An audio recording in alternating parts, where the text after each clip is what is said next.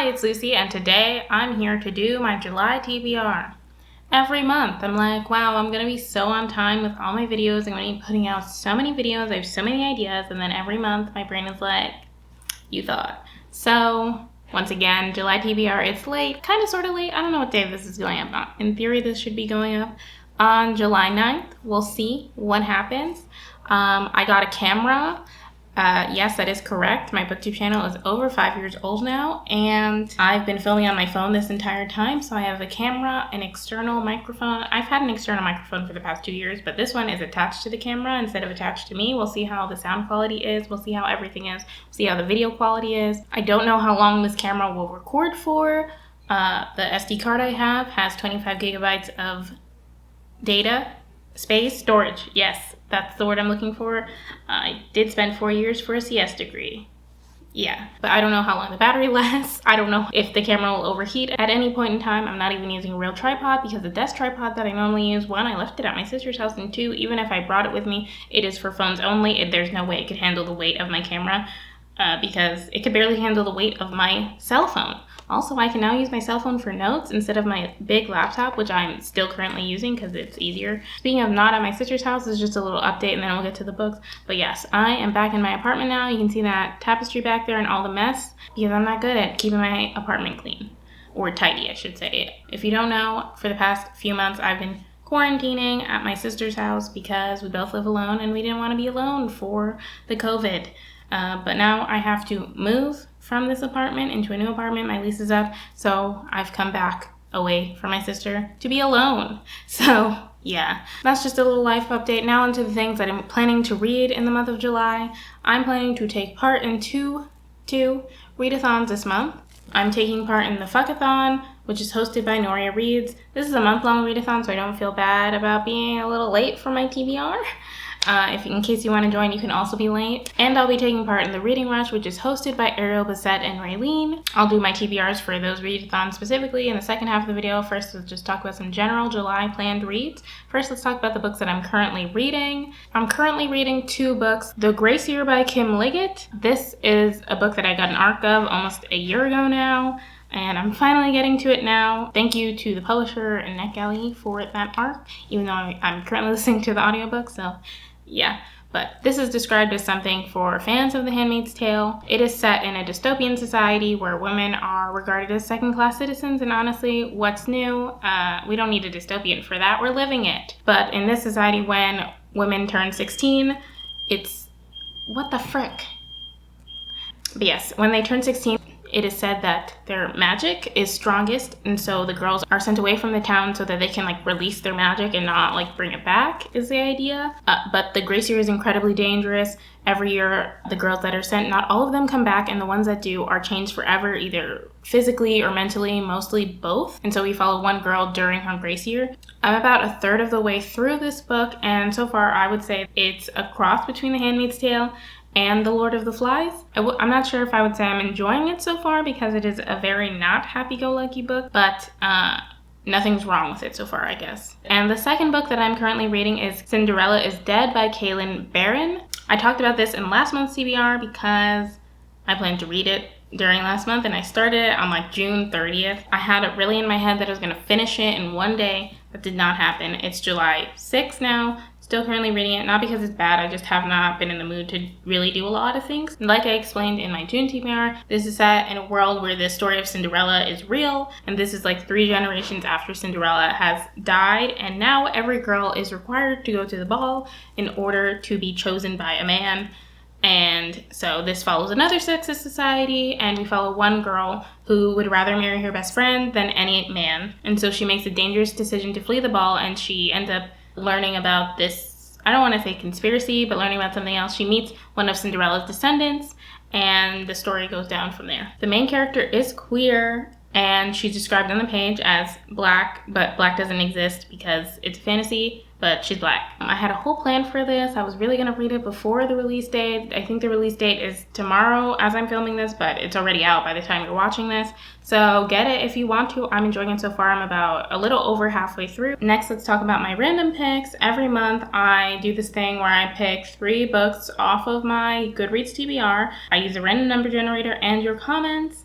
if you leave a comment, and I use those to pick 3 books off of my Goodreads TBR, and then I try and read one of them every month. And so if you want to take part in this, leave in the comments down below a number between 1 and 480. So the 3 books that were picked this month are Literally by Lucy Keating. This follows Annabelle, who finds out that she's actually a character in Lucy Keating's book, and she tries to take matters into her own hands. And it sounds really meta, and although the Goodreads reviews aren't the best, it sounds really fun to me, which is why it's on my Goodreads TBR. The Cheerleaders by Kara Thomas. This is a YA thriller where 5 cheerleaders end up dead in seemingly unrelated ways. 2 of them were in a car accident. 2 were murdered by like the man next door or something like that, and 1 died by suicide. And now we're following the main character, Monica, who is attempting to find out the truth of what exactly happened to those girls. Did I say this was a YA thriller? It's a YA thriller. And the last random pick is Meddling Kids by Edgar Quintero. This, I think, is described as adult Scooby-Doo, basically. It follows a group of people who were teen detectives, but during their last case, they had an encounter that one of them did not survive. And so after one of their friends passed away, they kind of all went their separate ways. And now, nearly 20 years later, the group gets back together to find out what exactly happened during that final case. So of these 3, I'm probably going to be reading Meddling Kids because I already got the audiobook from the library and it's available to me. Also, one thing before we get into the readathons, I want to announce that I'm taking part in a monthly read-along. I've been thinking about trying to take part in more read-alongs because so many people on BookTube have their own monthly read-alongs, and I don't really think I'm going to have one because I am lazy, and there are so many, I feel like why not just join other people's, but I never do because I always feel like, I have to join every single month forever, and that's not true. You can just choose a book club read-along every month and then just do it. Nobody is holding you to anything. As I was thinking about that, I got a message from Paula, whose channel will be linked down below, and she asked me if I wanted to take part in her book club, the Accidentally in Love book club, and be a co-host for the month of July. And obviously I said yes because I like her and I like this book club idea. So this month we're reading That Could Be Enough by Alyssa Cole. This follows Mercy, who is the maid and assistant to Eliza Hamilton. This is after, I guess, the story of the musical Hamilton and also the historical event. And so Eliza Hamilton is trying to preserve her husband's legacy, and Mercy is helping her with that as her assistant. And so Mercy ends up meeting Andromeda, who makes her reconsider her entire worldview. And the blurb describes this as an angsty yet fluffy FF romance, and that sounds like a recipe for something that I will enjoy. This is a novella, and if you want a shorter book, you should join us. The live show for this book will be sometime in August, most likely the second weekend of August. Read it, join us, it'll be fun, we'll have fun. Who doesn't want to read an angsty but fluffy FF romance? And so now, on to the readathons. So first let's talk about the fuckathon because I'm already late. Like I said, the fuckathon is hosted by Noria from Noria Reads. The basis of the readathon is just fuck everything. Not fuck everything, but just fuck various forms of intolerance and things along that nature, and the prompts are based on those things. Noria made a bingo board for this. This is what my bingo board will look like. The goal for this readathon is to make an F on the bingo board. My F is backwards, but it's there. Also, this is going to be the video where I say fuck the most times. I normally don't curse in my videos, or I curse very sparingly, just because that's how I am in life. I don't know. The first prompt that I'm doing is fuck theological fundamentalism and religious intolerance. I had to read that because I can't read. And for this, I will be reading Miss Marvel Volume 5. I read the first 4 volumes of Miss Marvel a few years ago, and then my library didn't have the rest or something. As I've said in the past month or so, I've discovered that the Hoopla app for my local library has a lot of graphic novels, and they have the rest of the Miss Marvel series, I believe. And so I'm going to try and finish it. I'm going to read Volume 5. And the way this fits the prompt is that this Miss Marvel is a Muslim Pakistani American teen, and yeah, it follows her as she's dealing with life and also superpowers. It's great. The next prompt is Fuck Gentrification. I'm going to be reading By Any Means Necessary by Candace Montgomery. I actually received an arc of this a while ago, but once again, I am bad I'm just bad. So we follow a boy named Tori who is starting his freshman year of college when his beloved uncle passes away and his uncle's bee farm that he owned is getting foreclosed on. And so Tori is trying to save his uncle's farm, talking to the first boy he's ever kissed, and general freshman year of college things. And so I'm looking forward to reading this. The next prompt is Fuck White Supremacy. And I feel like both these books kind of fit this challenge in their own ways. I'm trying to make readathons as easy as possible for me, so I'm trying not to pick up one book for every prompt. So either of these books I feel like work. The idea of a black boy being able to go to college and get a full education says fuck white supremacy, and also a Muslim girl being a superhero and people literally looking up to her and counting on her also says fuck white supremacy. And the last prompt is fuck with yourself, which doesn't have a book attached to it. The idea here is just to do something to take care of yourself, some form of self-care. And I'm probably going to take a bath because I love taking baths. Get a bath bomb, put it in the bathtub, soak in it, relax, fall asleep. Just kidding, I don't fall asleep in the bath, that's how you drown. And lastly, we're going to do my Reading Rush TBR. If you don't know, somehow the Reading Rush takes place July 20th to July 26th. I will be taking part. I might daily vlog like I did for the Stay Home Reading Rush. I don't know because this is 3 days longer and so 3 more vlogs. I might do an every other day vlog, or I might do just one long weekly vlog. Probably won't do one long weekly vlog. If anything, maybe it'll be 2 vlogs just because I don't want it to be so long. So yeah, let me know if you have a preference on how I should vlog this in the comments. Let me know. I'm open to suggestion. The first challenge is to read a book with a cover that matches your birthstone. So I am born in September. My birthstone is Sapphire. Sapphires are most commonly known to be blue. And so the book that I'll be reading is All Boys Aren't Blue. This is what it looks like. This part is blue. The word blue is in the title. And although I guess mostly when you think of Sapphire, you think of like a more royal blue, but there's like blue here, there. So we got it all covered. This is George M. Johnson's YA memoir as he was coming to terms with being black and queer. And it sounds really interesting. I've heard nothing but great things about this and I'm excited to read it.